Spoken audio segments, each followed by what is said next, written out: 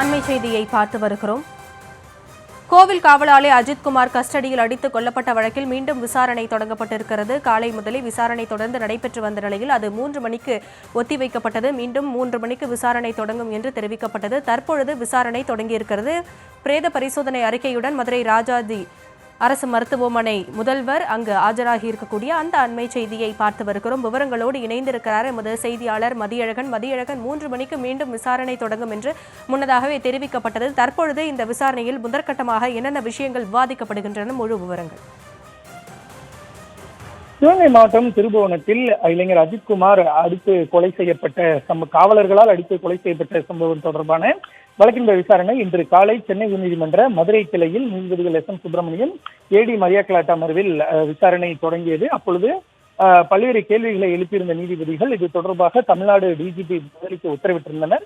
மேலும் அஜித்குமாரினுடைய பிரேத பரிசோதனை அறிக்கையுடன் மதுரை ராஜாஜி மருத்துவக் கல்லூரி மருத்துவமனையினுடைய முதல்வர் ஆஜராக வேண்டும். அதே போல இந்த சம்பவம் தொடர்பாக விசாரணை நடத்திய நீதித்துறை நடுவர் நீதிமன்ற நீதிபதி, அதாவது மேஜிஸ்ட்ரேட் நேரில் ஆஜராக வேண்டும் என்று உத்தரவிட்டிருந்தனர். மேலும் அஜித்குமார் தாக்கக்கூடிய அந்த வீடியோவை எடுத்த சதீஷ் என்பவரும் ஆஜராக வேண்டும் என்றும் நீதிபதிகள் உத்தரவிட்டு இந்த வழக்கினுடைய விசாரணையை பிற்பகல் 3 மணிக்கு ஒத்திவைத்திருந்தனர். இந்த நிலையில் நீதிபதிகளினுடைய உத்தரவின் அடிப்படையில் திருபுவனம் நீதித்துறை நடுவர் நீதிமன்ற நீதிபதி வெங்கடபதி பிரசாத் மற்றும் அந்த கோயிலினுடைய உதவி ஆணையர், மதுரை அரசு ராஜாஜி மருத்துவக் கல்லூரி மருத்துவமனையினுடைய முதல்வர் அருள் சந்தோஷ் ஆகியோர் நீதிமன்றத்தில் ஆஜராகி இருக்கிறார்கள். வழக்கினுடைய விசாரணை தொடங்கிய நிலையில் மதுரை அரசு ராஜாஜி மருத்துவமனையினுடைய முதல்வர் அருள் சுந்தரேஷ்குமார்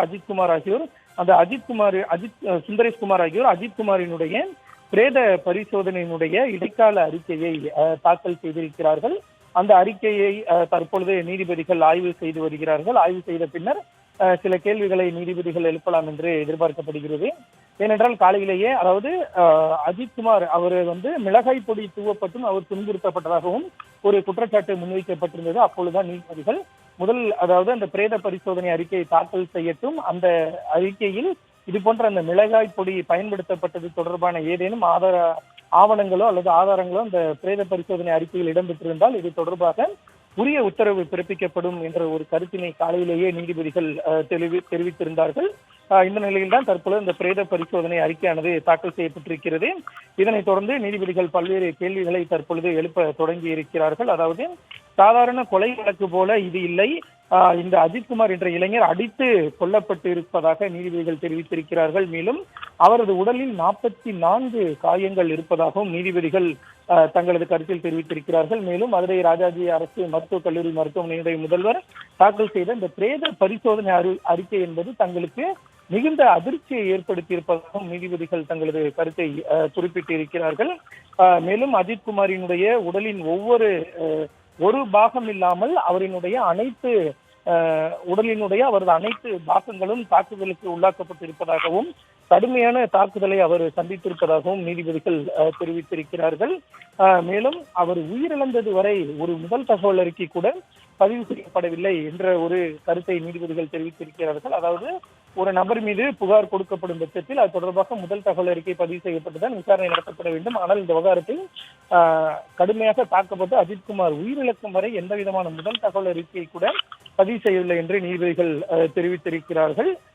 மேலும் அஜித்குமாரினுடைய உடலில் எந்த உறுப்பையும் விட்டு வைக்காமல் காவலர்கள் கடுமையாக தாக்கி இருப்பதாக நீதிபதிகள் தங்கள் அதிர்ச்சியை வெளிப்படுத்தி இருக்கிறார்கள். மேலும் பதவி ஆணவத்தினுடைய அந்த பதவி ஆணவம் காரணமாகவே அஜித்தை போலீசார் கடுமையாக தாக்கி இருப்பதாக நீதிபதிகள் தெரிவித்திருக்கிறார்கள்.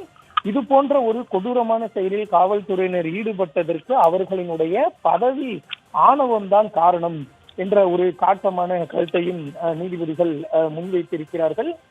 நீதிமன்ற உத்தரவுப்படி அஜித்குமாரினுடைய பிரேத பரிசோதனை அறிக்கை நீதிமன்றத்தில் தாக்கல் செய்யப்பட்ட நிலையில் அதனை படித்து பார்த்த நீதிபதிகள் மிக அதிர்ச்சியான பல்வேறு கருத்துக்களை குறிப்பிட்டு இருக்கிறார்கள். குறிப்பாக அஜித்தினுடைய உடலில் மொத்தம் 44 காயங்கள் இருந்ததாக அந்த பிரேத பரிசோதனை அறிக்கையில் குறிப்பிடப்பட்டு இருக்கிறது.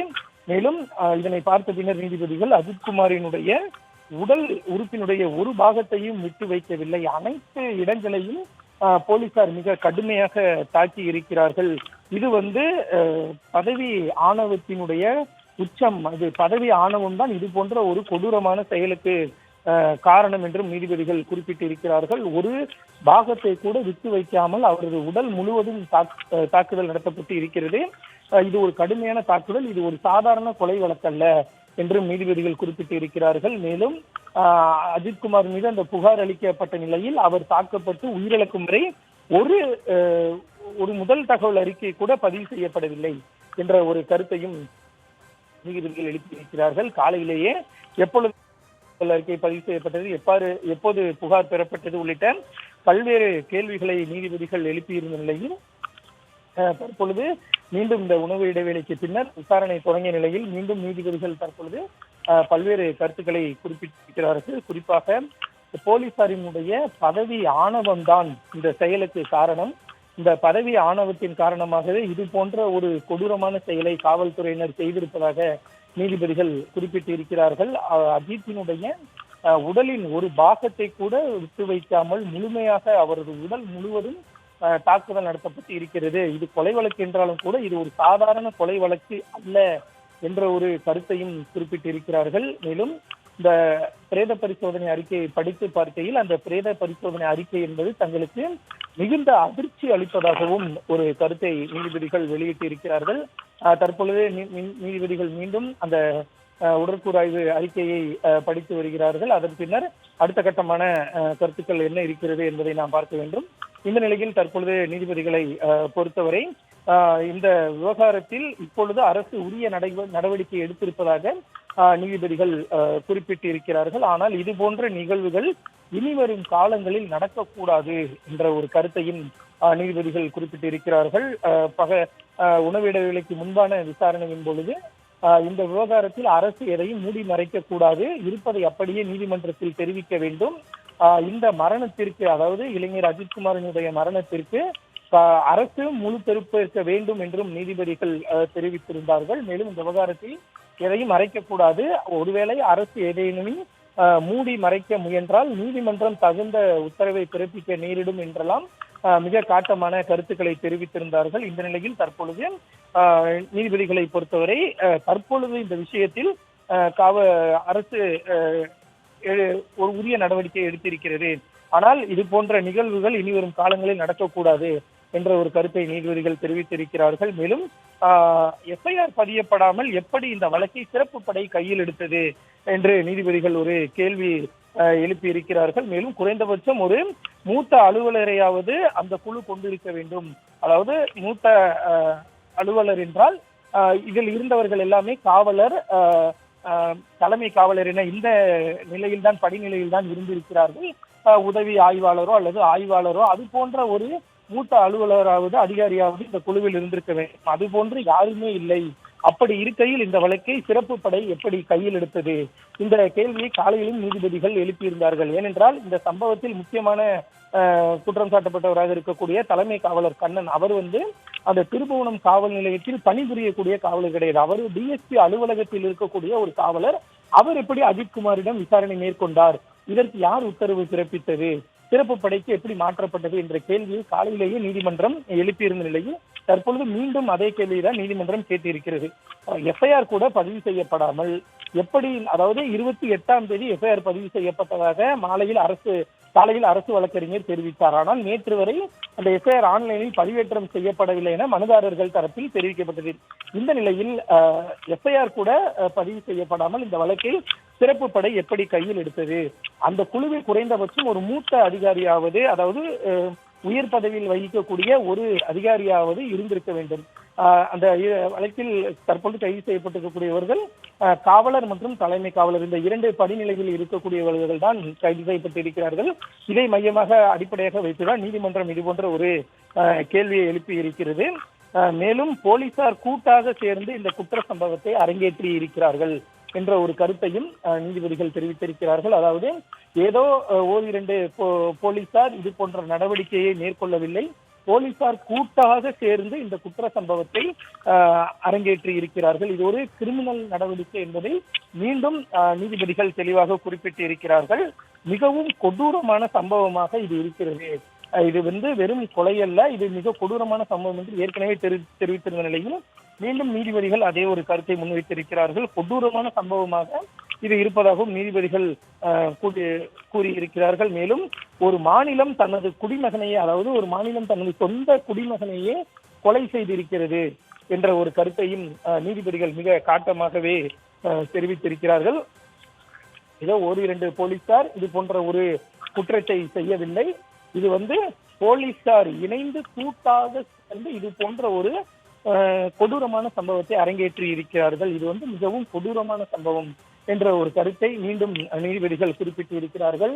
ஒரு மாநிலம் தனது சொந்த குடிமகனையே கொலை செய்திருக்கிறது என்ற ஒரு கருத்தை தெரிவித்திருக்கிறார்கள். மேலும் நீதிபதிகள் இந்த நிகழ்வை, அதாவது அஜித்குமார் அடித்துக் கொல்லப்பட்ட இந்த சம்பவத்தை ஒரு குற்ற சம்பவம் என்கிற ஒரு கருத்தில் தான் நீதிபதிகள் தெரிவித்திருக்கிறார்கள். மேலும் இது எப்படி சிறப்பு படைக்கு மாற்றப்பட்டது, எஃப்ஐஆர் கூட பதிவு செய்யப்படாமல் எப்படி சிறப்பு படைக்கு மாற்றப்பட்டது, அதில் ஒரு மூத்த அதிகாரி கூட இல்லை அல்லது பதவி உயர்ந்த அதிகாரி கூட இல்லை என்ற கேள்வியெல்லாம் நீதிபதிகள் காட்டமாக எழுப்பிய நிலையில் தற்பொழுது இது போலீசார் கூட்டாக சேர்ந்து செய்த சம்பவம் என்ற ஒரு கருத்தையும் தெரிவித்திருக்கிறார்கள். ஏற்கனவே பதவி ஆணவத்தின் காரணமாக நிகழ்த்தப்பட்ட ஒரு நிகழ்வு என்றும் ஏற்கனவே நீதிபதிகள் தெரிவித்திருந்த நிலையில் தற்பொழுது அனைத்து போலீசாரும் இணைந்து செய்த ஒரு குற்ற சம்பவம் என்ற ஒரு கருத்தை தெரிவித்திருக்கிறார்கள். மேலும்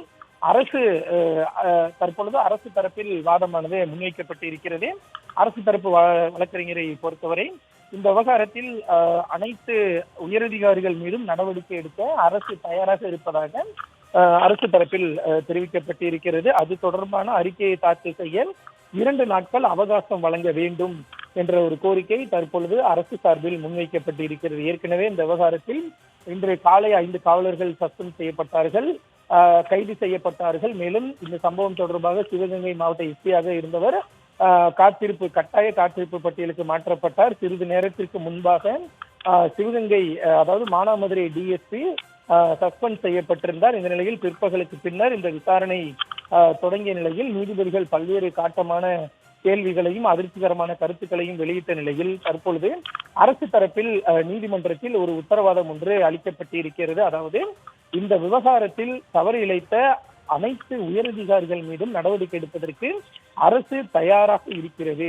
என்ன நடவடிக்கை எடுக்கப்பட்டது என்பது தொடர்பான அறிக்கையை தாக்கல் செய்ய 2 நாட்கள் அவகாசம் வழங்க வேண்டும். 2 நாட்களுக்கு பின்னர் இந்த விவகாரத்தில் என்ன நடவடிக்கை எடுக்கப்பட்டது என்பது தொடர்பான அறிக்கையை தாக்கல் செய்கிறோம்.